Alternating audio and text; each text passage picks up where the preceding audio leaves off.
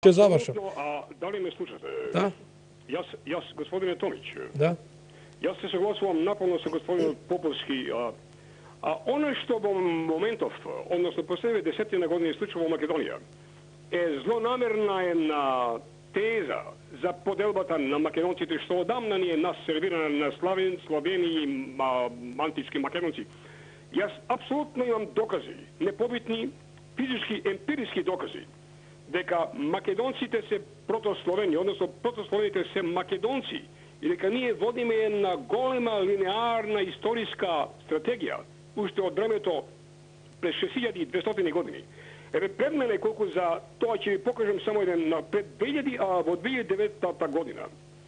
Њујоршкиот универзитет, на кој што јас ја работам мојата докторска дисертација, организира една изложба под наслов Изгубениот свет на Стара Европа, 5000 до 3000 години пред Христа, во која што наполно се согласува со тоа дека пред славата на она што тие го нарекуваат Грција или Рим, дури и пред првите градови во Месопотамија или во храмовите долж реката Нил, постоеше и долж стековите на реката Дунав и Балканските брда еден народ кој што беше понапред од светот и во времето на уметноста. И потоа говора за тоа дека тој народ произлегува од, како што тие велат во наводници, Грција, меѓутоа и Македонија, и дека се тие преселби што се извршени некаде во 6200 години пред Исуса Христа, ве молам, пред Исуса Христа, кои што биле напред во своите времења со генерации и во трговија, и во археологија, и во нумизматика, и во земјоделие, и во керамика, и во сите други индустрии кои што ја правеле таа држава, односно таа нација, она што е.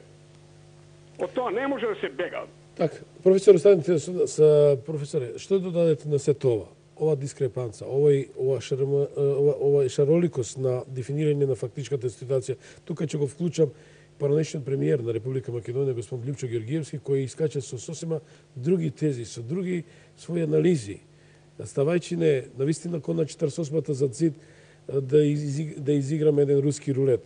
Прифатите го ова, инаку ништо нема да биде од нас. Колку тоа влие и имајќи факт и другиот исто така поранешен председател на држава, господин Бранко Црвенковски, поранешен премиер, кој вели 45 години 50 бевме СРМ, па што не продолжиме натаму да бидеме СРМ, се мисли на Северна Република Македонија? Ја мислам тие нивни изјави уопште не заслужуваат внимание. Меѓутоа ова што ние веќе го говоривме, што се случува ова што нас не предупредува дека не можете ништо да очекувате од Чикаго. Значи, мораме ние една работа да сватиме. Дека постои таен договор меѓу западниот свет за Македонија. Дека Македонија задолжително треба да го смени името за да се задоволи желбата на Грција.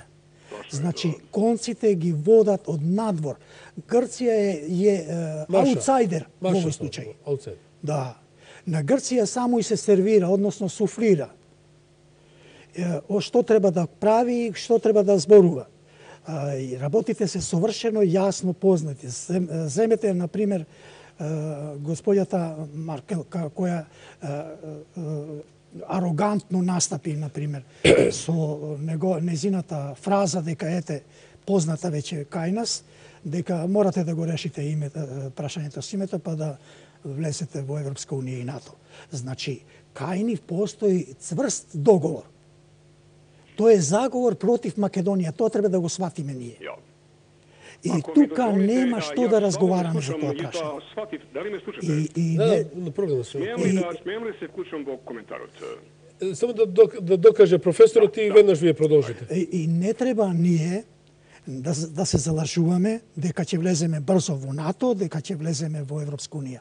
Македонија, мислам, должност е на нашите сегашни власти да бараат алтернативи. Значи, мораме да бараме алтернативи.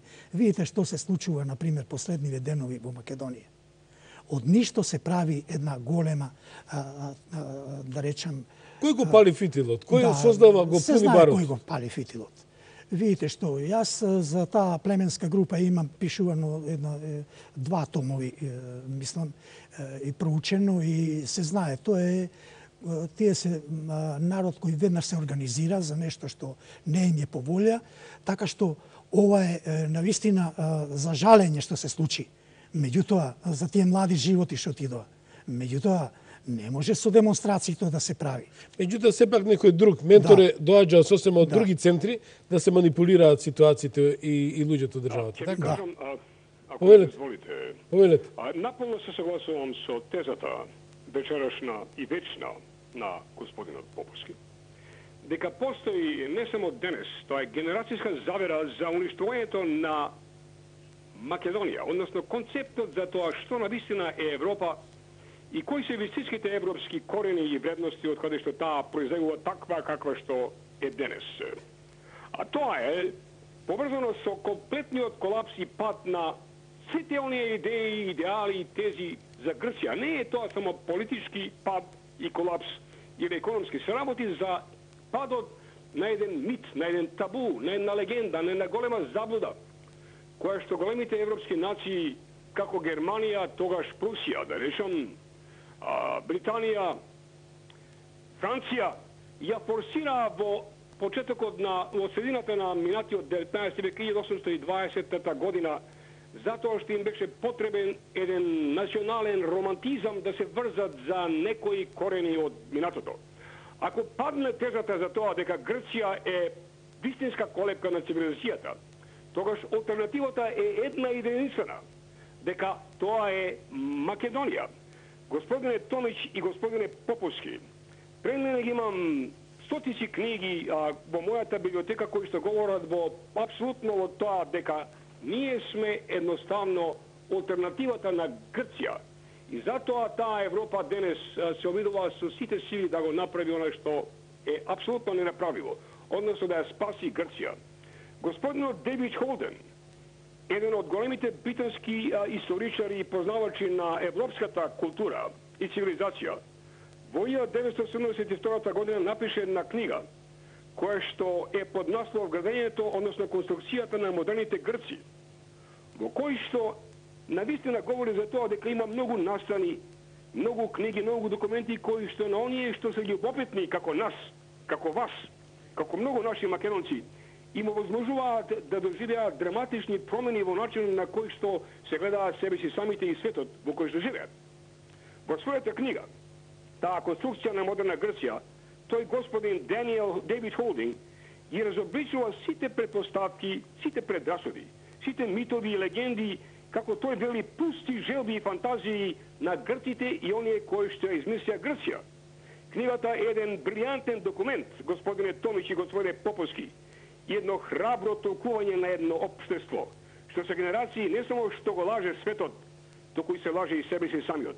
И еве што вели тој, ќе го цитирам: премногу долго Грција и тој става Грција во наводници, од класичниот период на митологијата, и романтизмот на Лорд Гордон Байрон биле невозможен сон и пуста желба не само на странците, туку и на самите грци.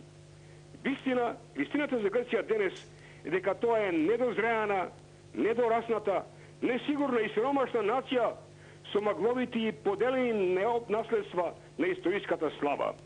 Обштествено и економски, Грција секогаш била и останува недоволно развиена и историски пренатрупана со настани и како таква неспособна да се види себе си или пак да им дозволи на другите да видат вистината таква каква што е. Последиците за тоа, националната гордост, а грците се, да речеме, премногу агресивни, кога таквите последици постануваат замена за квалитетот и содржината и секој чекор што го прават е со препки и погледи наназад. Да се видат работите такви какви што се, од секојаш представуваат краен предизвик за секој што се обидел да ја разбере грчката така наречена енигма. И јас мислам дека ова е на еден начин провиденско видување уште од 1972 година на авторот Дейвид Холден за она што се случува со Грција. И затоа ние треба постојано, не само пред македонската јавност, туку пред светската јавност да ја тераме токму таа теза, дека Европа не треба да се плаши за тоа што не познава своите корени, дека нејзините корени сепак како и да погледаат, ќе ги најдат во Македонија и во концептот и идејата за Македонија. Благодарам многу, професор Огинар. Тоа беше во живо од Нестор Огинар од Њујорк. Очекувам блиски да бидете дел во студиото на Порта. Еве, задоволство беше, професоре, да го слушаме вашиот колега од Њујорк. Токму тоа дали е страв или срам на Европа за собствените корени, да ја слушне вистината од каде потекнува? Да. Ја мислам дека е тоа суштината. Видите, јас дојдов, например, низ моите раце мина голема историска литература на познати историчари со светски глас, кои што тврдат дека корените на сите европски народи, мислам, на ариевскиот народ, на европските простори, потекнува од Македонија. Некои тоа го сваќа дека ете, тоа е моја некоја замисла, некоја мој романтизам кон Македонија. Пуста желба или тоа кажуваат фактите? 300-400 автори. И тоа автори кои што оделе, кои што истражувале, кои што истражувале во поглед на лингвистиката, во поглед на јазикот, во поглед на топонимијата, особено во поглед на антропологијата. Значи, сето тоа е толку избистрено, толку е јасно, совршено јасно. Јас ќе кажам само еден податок. Да. Например, да земе Бретања, областа во Франција која што се наоѓа на Атлантскиот океан. Да. Видите, таму има напишано песна во 19 век, еден познат поет каде што вели: моите предци беа Александар Македонски, вика, и Херакле. Значи, постои една дебела книга во која што се вели дека народите кои денеска се населени на европските простори потекнуваат токму од просторите на Македонија. Имате денес различни мислења во тој поглед. Дека се дојдени, значи, тоа се две хипотези, но кои се поклопуваат. Значи, нема разлика меѓу нив. Дека британците, германците, сите овие други француски народи, дека французите дека дошле од кај Украина, од Украина дошле на овие европски простори. Една друга теза е дека дошле од Балканскиот полуостров, значи од Македонија. Јас во една друга студија, која што сега сакам да печатам исто така, во која ќе носи наслов "Без Македонија ја нема Европа", значи токму ги цитирам тие автори кои што ја докажуваат таа хипотеза, и таа хипотеза нема никакви отстапувања кај никој друг автор.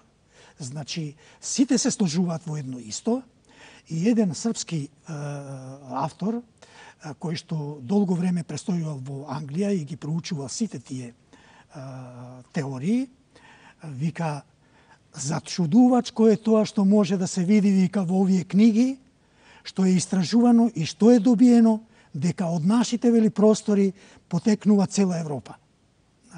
Тоа е историски факт. Дали тоа денес се признае вака како факт или не, ќе видиме. Меѓутоа, едно е важно да се каже. Единствен кој се противи на таа теорија е Германија. Зашто? Замисли. Вели, ние сме келти. А келтите се од овие простори. Ама не го зборуваме ние јазикот, вика, на келтите. И еден словенечки автор вели: што правеле, вика, келтите? Зборувале или лаеле? Значи, според вас, тие лавежи, со лавежи се разбирале. Значи, постои една, како да кажам, аверзија кон словенскиот елемент. Значи, таа појава се јавува во 17-тиот век. Германците се многу аверзни кон словенскиот елемент. И токму затоа јас го велам ова, дека центарот на ова што е антимакедонизмот лежи во Германија.